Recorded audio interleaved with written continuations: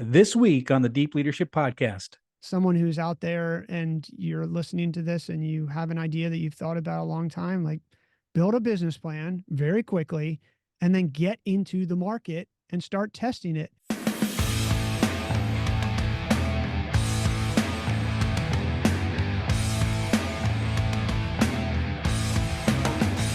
This episode is brought to you by the Salty Sailor Coffee Company, the official coffee of the Deep Leadership Podcast. Salty Sailor is a veteran-owned coffee brand on a mission to deliver premium, fresh roasted coffee while making a positive impact in the world. Their motto is drink coffee and do good, which reflects their commitment to making amazing coffee and actively supporting the military community. 10% of every order goes to the Navy Marine Corps Relief Society, an organization dedicated to helping sailors, Marines, and their families in times of need. All our listeners get 10% off every order of their amazing coffee by using the discount code DEEP at checkout. So check them out at saltysailorcoffee.com. Welcome to the Deep Leadership Podcast. Today I'm joined by Brandon White. Brandon is an entrepreneur who, with 2 exits so far and lots of strikeouts. He's an author, podcaster, angel investor, former venture capitalist, and one time worked in marketing at America Online. In 1996, he founded Worldwide Angler Inc., which was recognized as the #1 social networking and e-commerce site for sport fishermen on the internet. His latest book is called Back of the Napkin to Business Plan in 11 Slides: How to Write a Business Plan on a Flight from San Francisco to New York. And I'm excited to have him on the show to learn more about building a business plan that helps you make better business decisions. So, Brandon, welcome to the show. John, thanks so much for having me and that wonderful introduction that I listened to and makes me sound like I've done so many things. Well, you have. Yeah, absolutely. So you've been in the trenches, and I think that's part of the reason I wanted to have you on the show, is because you're not talking about theory, you're talking about real life, and you've been doing it for years. So as a successful CEO, entrepreneur, investor, someone who started companies, successful companies, what are some misconceptions about the idea of a business plan? Well, I think people think that the business plan in business school, think they still teach, if they teach you a business plan or they teach it anywhere, that's this long form type of thing. And the idea, John, that this has to be a long drawn out process. And that's just not the way in my world that it's evolved. You should be able to get your idea down on paper in a format that makes sense and tests the general idea on, that was my byline. So easy. You can do it on a flight from San Francisco to New York. I mean, in 5 hours, depending on the jet stream, give or take. You should be able to read the book and do a business plan. My first business plan that I did, it took me weeks to read the book. I mean, I'm exaggerating a little bit, but I think it was 9-point font. I bought the book in Annapolis, Maryland with my now wife. And it just was so long. And I said, this is just crazy that it would take you that long to read the book and then figure out how to write the plan after you've read something in trying to understand what they mean. So your business plan does not have to be long. You really can do it in 11 slides. You should do it quickly, and you should actually get to work really fast. Mm. So why do we think that? Why is there this perception that we have to have a long, drawn out business plan? Is it because that some maybe in the past that was something that was important, or do we? Is it just that people are trying to sell books and trying to sell methods and complicated ways to do things? I think people were trying to sell books, degrees, and Mm. and other things in academia. I mean, that's really how it was taught a long time ago. Was you write this 50-page business plan, which I did write, and I I think that what happens is you wind up spending months, possibly, writing a business plan when, as soon as you're done the business plan and you actually start executing on it, everything changes. Not everything, I'm exaggerating, Yeah, but yeah. things change. I mean, you know this, you've run 9 businesses, and I mean, you can have a plan and it's a great plan, and as soon as it meets the market, like 10 things are wrong. So, um, I also think Silicon Valley and funding startups sort of changed that in the sense that one, most investors don't have a long attention span. And quite candidly, that's just the truth with any consumer in the world. Like if you don't have an elevator pitch or you don't have the hook or you can't explain your idea really quickly, humans just aren't going to listen to it. I Mm, mean, yeah. not even in the modern day. So I think it's a combination of things that really brought that up, and no one really challenging the status quo at the time. It was more of accepted. Here's what you do, and sometimes until someone steps up, and I don't know when that moment happened, but it definitely happened over the the last. It really, I would say, over the last 10 years or 15 years is when it started to change. Yeah. Yeah. I think you're right. Yeah. And to your point, when we started our company 8 years ago, I remember talking with my early employees, and we said, one of the things I said to them is, we have no idea what this business will look like 10 years from now. And the truth is, it doesn't look like what we originally planned. And we have found our niches that we were very successful. And so we focused on exploiting those in the marketplace. And so that's what we're good at. That's what we're known for. And that's where the money is. So that's what we're doing. And it's not the big overall overarching company we thought it would be. It is a very specific, very, focused organization that's focused on a particular opportunity that the big companies have missed out on. So yeah, I think you're right. To your point, you don't really know what your company's going to look like at the end of the day, you know. No, and I think if someone were to ask me, like, out of the 11 things in a business plan, what ultimately is the most important, or if someone said, oh, I'm just going to be lazy and I'm only going to do one of those slides, I think you should do the financials. I think people, and that's the slide, or that's not even a slide. It winds up being a slide, but it starts in a spreadsheet. That's what everybody avoids. And my main point is, I think too many people go into their ideas with the idea, the passion, and this view of a market, and they believe they have the math in their head, and until you see your profit and loss, and really more importantly your cash flow statement, like, my main thing is, let's figure out if we can make money at all, or if Mm, you see that there's going to be 100 variables, we all know that, but if there's a 5% margin in this business, are you willing to spend the next, I mean, let's be realistic. It probably takes 5 to 7 years to figure out a business, like, to really figure it out. Are you going to dedicate that part of your life to do that? And is 5% enough, or are you going to be able to sell enough of these widgets, whatever that is, or hours if you're a service company, to be able to make that a meaningful number, versus with that much risk that you're taking, versus just going to work for someone else? right, right. Yeah, it makes a lot of sense for sure. Yeah. One of the things you say, and I thought it was interesting, you say that a business plan is not just for aspiring entrepreneurs, that it can be used in other purposes.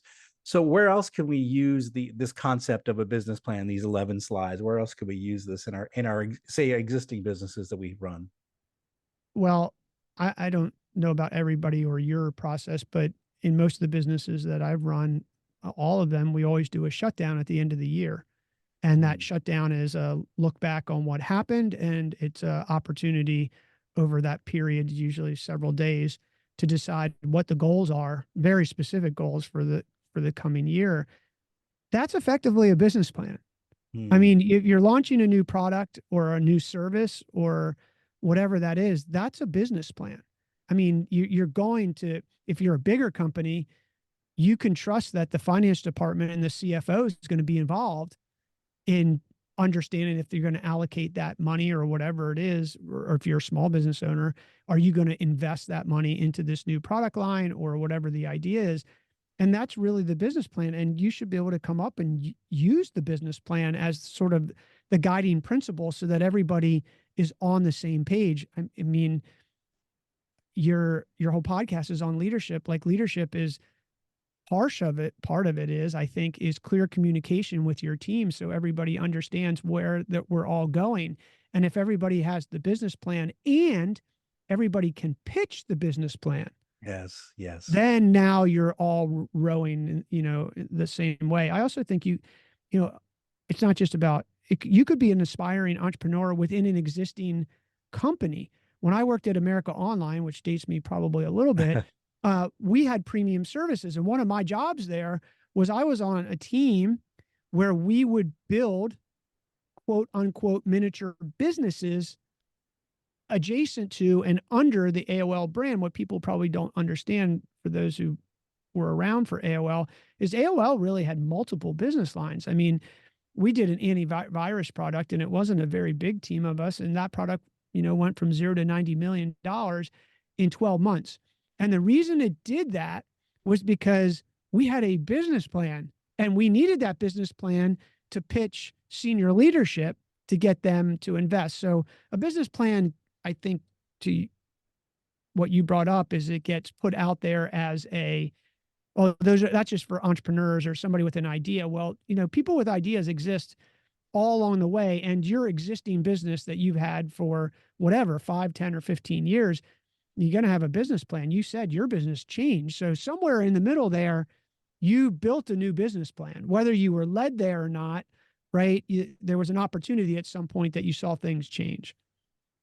Yeah, and one thing I like about what you just said was the idea that, not only do you have to assess your business and say what direction are we going to head, but you create this plan. But you said everyone needs to understand the plan, and that's the thing that I think is missing a lot of times when I at least in my corporate days spending time with managers, is that people didn't know what the mission was. They didn't know what the goals were. They couldn't pitch the business and where it was headed, right? Because, and I often say that if you spend a lot of time developing a plan, you should spend twice that getting people on board, right? Because without people, we don't get our plans done, right? So a big part of creating a business plan is being able to get people to be able to communicate it or understand it, right? Or apply the principles.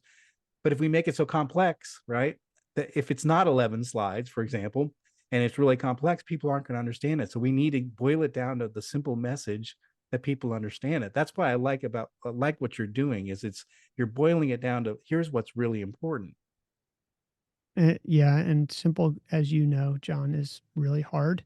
But one of the things that stuck with me about what you just said, which I think is important, I had a guy back when I was a venture capitalist in Northern Virginia. He was giving a talk, and he was the CEO of one of the big resume companies. And I forget which one it is right now. It's escaping me, but he sold his company to Monster, who I think may exist now or not. But one of the things he said, which has always stuck through me, oddly enough, like I don't know about you, John, but you go to school and you get all these advanced degrees and all these things, and then it's like these little nuggets that are just priceless that stay with you.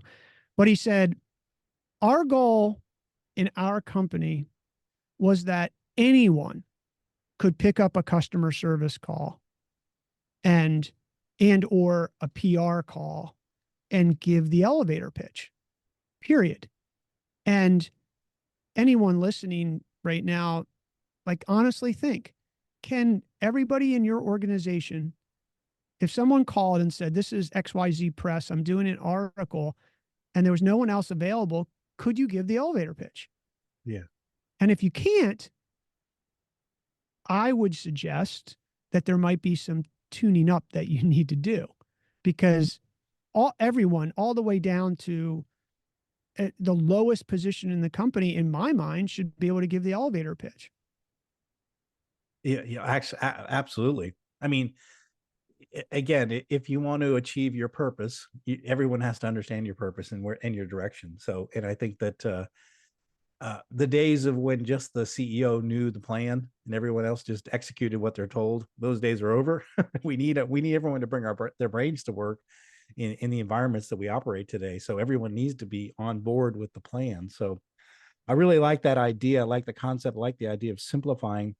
There's, like we mentioned earlier, there's a lot of books about, writing business plans, starting your business, these sort of things. What makes your book different? What did you focus on in your book? Well, the first thing is that traditionally business books aim to be 60,000 words. True. I mean, that is the idea, right? If you can get there. My goal was to make my book as short as humanly possible. I love it. And the I love book it. came in at under 22,000 words.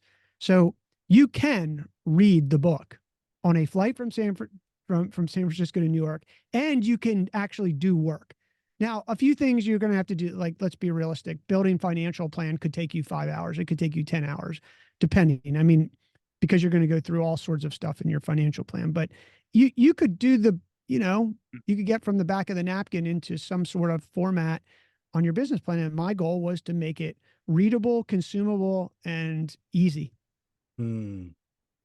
I love that. We've had Ken Blanchard on the show, and Ken has written tons of leadership books and very, very successful at what he does. But one of the things that he said is he writes his books short so that people will not only read them but actually implement the ideas in the book. That's why he doesn't write long books. He writes short books for people to read and implement the ideas. And I love that. I love the concept. I know my first book is shorter, and that's the one that's most popular because people are busy, right? And they want to get the most out of this piece of material. And I think those days of maybe, writing the 60,000 word books, I don't know, people may not be into those now. Of course, we have Audible and they can listen to it on, while they're driving around. But I think more concise and focused is the way to go if you want people to read and implement. Yeah, I mean, my real question, John, is how come we can summarize 60,000 page books in a Cliff Note format in 2 pages?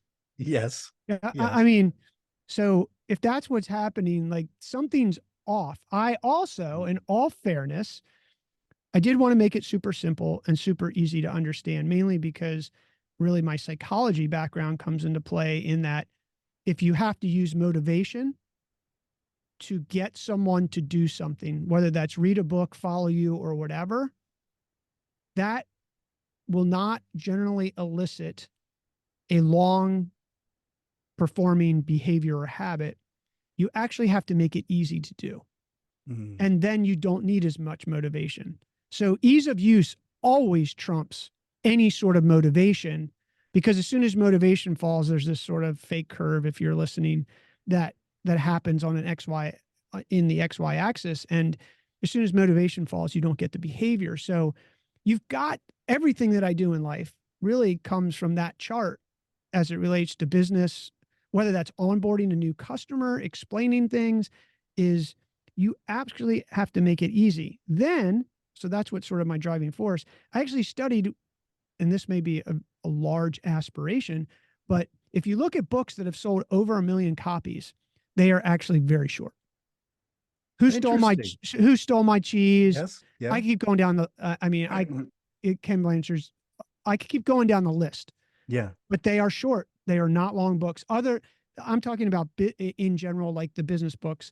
If you go into fiction and you're going to do Harry Potter and stuff, that's a different, Right. Right. it's a different genre. So, but the ones that sell 1 million copies in sort of the business leadership, self-help places are all short.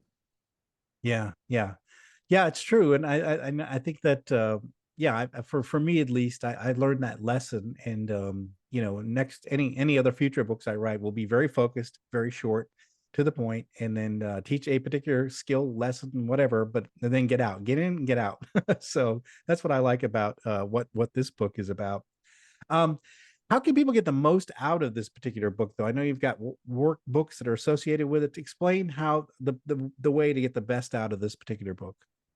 Well, I think the best way is in the book, I put workspace. So it is as much of a book as it is a workbook to be able to do it. And I think you read and make notes as you go, and not read. I mean, you could read it through and come back, certainly, and do that, but it's designed that you get to the end of the chapter. Chapter's really not that long, and you can start putting down your notes. So I think that's really how to do it. And the main thing is that just get started, right? Too many Mm, times, I don't know about you, John, but as an entrepreneur, I've always got air quotes for those not watching, good ideas. And you're always like, oh, I could do this, or I could add this feature, or I could add that. I'm a software guy. Or for you, it might be another product line. Oh, well, we could expand, or this, that, and the other. And sometimes just coming back and outlining that can help you sort of get some clarity. But main thing is just get started.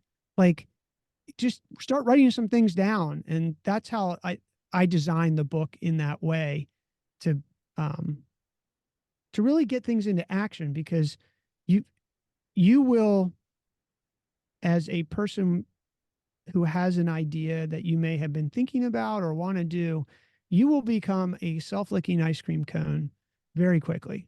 And you Mm, will convince yourself of a lot of things. But the way the book's designed is it's going to ask you at the end of the chapter, like, okay, what's your thing? Right? yeah. Like at the end of the elevator pitch, what is your elevator pitch?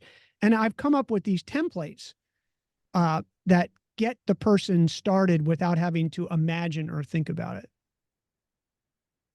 I love that. I think we all need a little help. So templates can certainly be helpful because I think we do get into this when we're writing, like you said, a self-licking ice cream cone. I hadn't thought of that, but yeah, you breathe your own fumes. You're like, this is a great idea. It's gonna go places, right? But I think you need to vet it out with these, with these tools, and look at it and ask yourself the hard questions. And then again, I think like you said, be able to pitch it. Can you give me 4 words or 12 words to describe what you're trying to do? It doesn't make sense. So having templates like that is certainly helpful for, because I think when we're working on this stuff, when you have a blank sheet of paper, sometimes it's hard. If you have a little bit of a, like a Mad Lib, we have like fill in the blanks. It makes it a lot easier to at least just get started. Say, well, does that sound right, or does that make sense? No, maybe change a word or two, but at least having a place to start is a good way to go. I was looking at the way the book is laid out, and you talk about these 11 slides, but they're really baked. They're actually the chapters in the book as well, too, which corresponds to it. Could you just tell us, like, give us some examples of what's in some of these 11 slides? You don't have to go through all of them, but maybe an example of what some of the slides are. You mentioned financials being one of them. Yeah, I'll touch on financials maybe in a minute, but maybe I use the problem slide. First is your elevator pitch. So you got to have your first slide is an elevator pitch, and you've got to come up with a good elevator pitch. And a good elevator pitch is really hard. Mm, And I have a template on how to go through that. But the example of a really good elevator pitch would be, "We fix bad haircuts," or yeah, uh, I've seen that one. "We help you find files you know you have but can't find faster."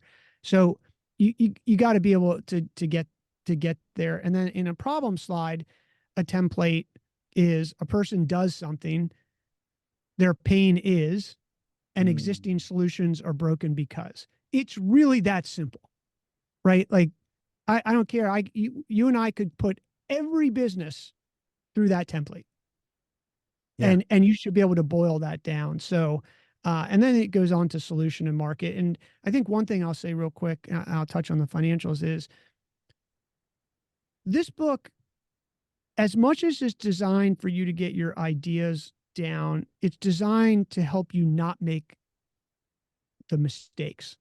Meaning, if when you're in your market slide, a lot of people tend to, and even like super educated, I get pitched a lot. And you'll see, well, we're going to get, I saw one today. Well, we're going to get 3% of this market. Like, that's not a market opportunity slide. Like it may equate to 3%, but you need to start from the bottom up, not the top down. So just eliminating mistakes that will get you into a bad place, because if you don't build your market opportunity slide from the ground up, then you don't understand your go to market slide, which is the next one, which you're going to have to come back around anyway, right? Your yeah, go to market is how are you going to go to market from like point zero, or point one. So, and then in the financials, I think everybody, a lot of people, unless you're a financial person who loves spreadsheets, you avoid that, right? Humans avoid pain. And I just walk people through in that financial slide, fill in the blank and make them think about things that they sometimes don't think about. Now, you've been an operator, and maybe some people thinking who are listening to this are experienced, but some people who are new might not realize that if you allocate $125,000 salary to someone, you'll see a lot of those people put $125,000 divided by 12 and put that in their cash flow or P&L, in their P&L statement. But what they didn't realize is they need to add like 17% onto that for the taxes you're going to pay, the 401k you're going to pay for that person, and Yeah. insurance and things like that. So I just try to point out those things and have fill in the blanks so someone can start to really think about what that looks like. Interesting.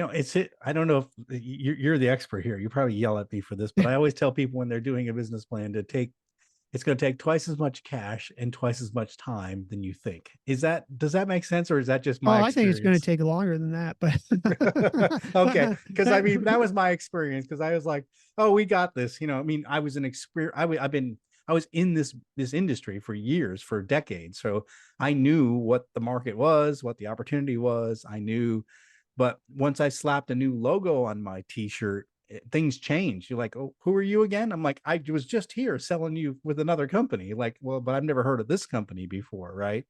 And so when you start something new, there is a it depends on the industry, obviously, but there is some element of like I've never heard of you before. They don't want to be the first to buy your product, right? They'll wait till a few more people buy, and then they'll like So there's this adoption curve that I don't think many entrepreneurs think about. They think, oh, I got the greatest mousetrap, and it'll sell like nothing.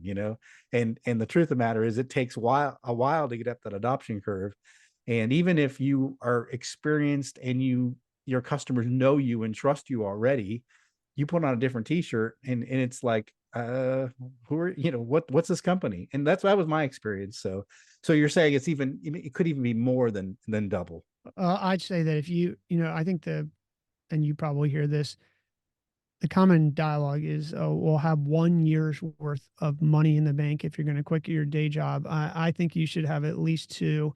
And most people are now wincing who are listening to your show, thinking, well, that feels like a lot, which it probably is. And my next piece of advice is, and start it as a side hustle. I mean, Yeah. I can't tell you how many businesses, Yeah. and that should not take away from your day job, but Right. you can start almost anything as a side hustle. And if you really unpack a lot of the businesses that did start, that that are well known brands, some of them started as side hustles, and even some that you haven't heard about that have been really successful. You can do that, and what you do is you sort of de-risk it because you Yes. get your plan, and then you get into the Yeah. market, and then I think that first wave when you hit the market, like you're saying, you showed up with a new T-shirt, like that's sort of like just running into this wave that you'll get through it, but you're going to get through it slower. So if you can do that and still bide yourself time, because the you can't. I said something.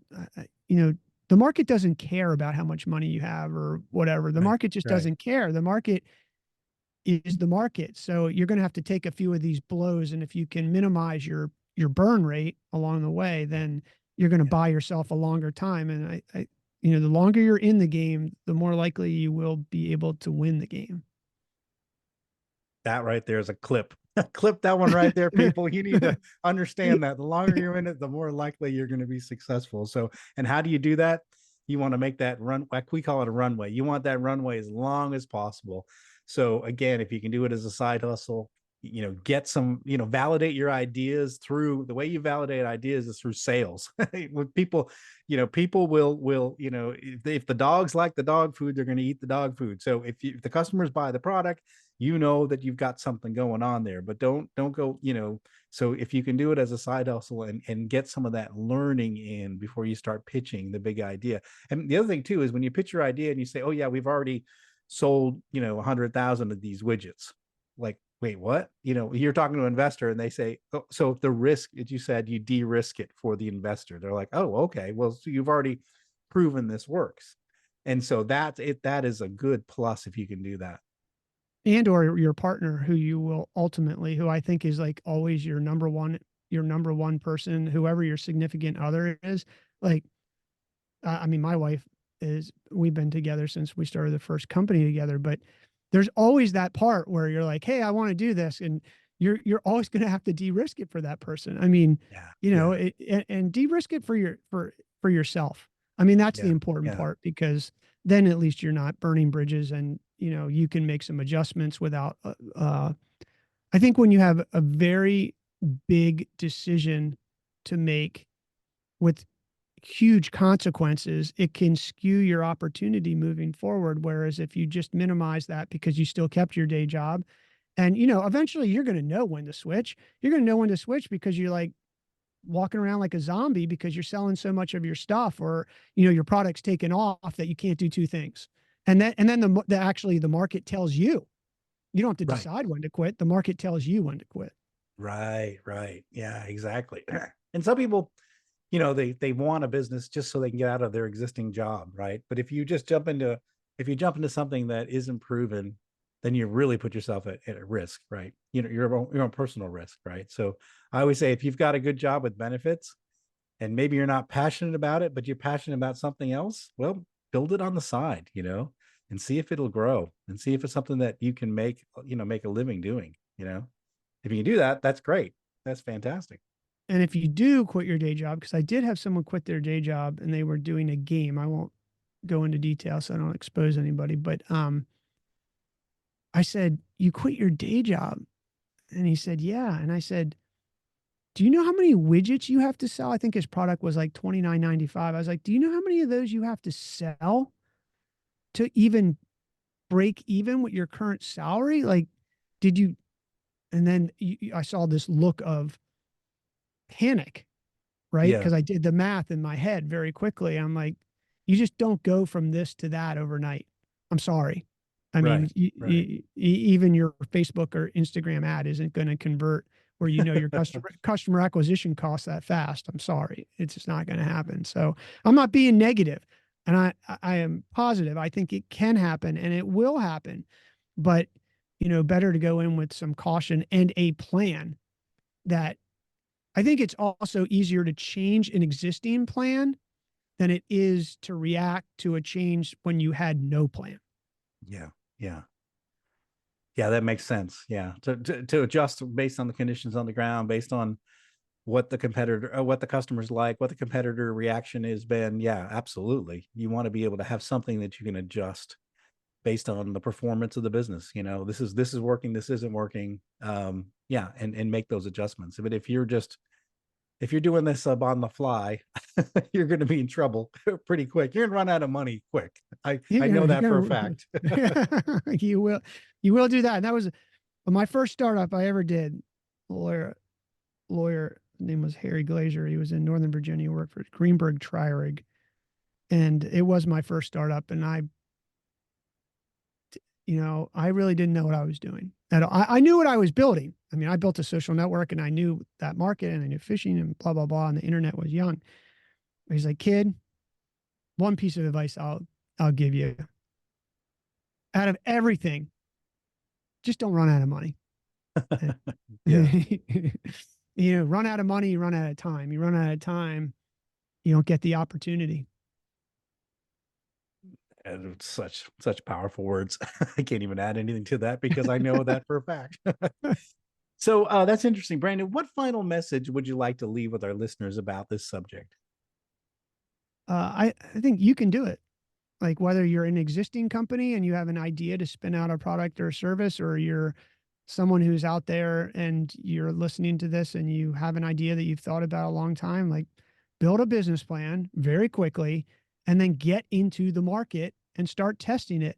And that's the market's going to tell you whether it's good or bad. And my main thing is just like get into the market, because otherwise you will be a self-licking ice cream cone and years will go by and you will have never gotten your product in the market. And sometimes you'll be surprised at how good it can be. And you know what? If it's not good, that's actually good, because you just saved yourself a lot of time and a lot of money to move on to whatever that adjustment is, or possibly new idea that was better than your first one. Absolutely. That minimum viable product or service, get it out there, see what happens, right? So you can make those adjustments. And if it fails, like you said, you have a data point. Boom, customers don't eat it. They don't want it. What do I need to do differently? Yeah, I love that advice. So powerful, so important. Listeners, if you hear that and you're thinking about, oh, I've got an idea, I want to spin something off, maybe start something new, It's really powerful advice that Brandon's putting out there. How can our listeners find out more about you? All your podcasts, by the way, we didn't even talk about it. You've got a ton of podcasts out there, and this new book. Tell us a little bit about that. Well, I only have a ton of podcasts, John, because I'm experimenting to figure out what actually will work. I And love it it. turns out that when you do that, you might get a breakout podcast, which I might be onto. So I have a bunch of podcasts. I have the book. The best place is just to, if you're interested in the book, you can find it on Amazon by just searching business plan Brandon White. And the best place to see all the stuff that I do is just go to my personal website, which is brandoncwhite.com. Yeah, absolutely. It's a great website. I've been all over it. And Brandon does have a bunch of podcasts. And we were talking before we started the show, like, how do you do it? How do you do it? And he says, I do it because I systemize everything and I've got processes to do things. And again, if you're going to do anything in life, make processes, make it simple for yourself, make it systematic. We do that here on the Deep Leadership Podcast. We try to make it easy. We try to get as many guests on here as we can, but I run a company during the day. So I've got to make it simple. I got to make processes so we can make this work. But again, I highly encourage you to check out this book. It's Back of the Napkin to Business Plan in 11 Slides. Such a great idea, great concept for a book. And again, if you're looking for something that's a practical guide to get you to a real business plan that's going to get you real results, this is the kind of book you need. I highly encourage you to follow the link that I have here in the show notes.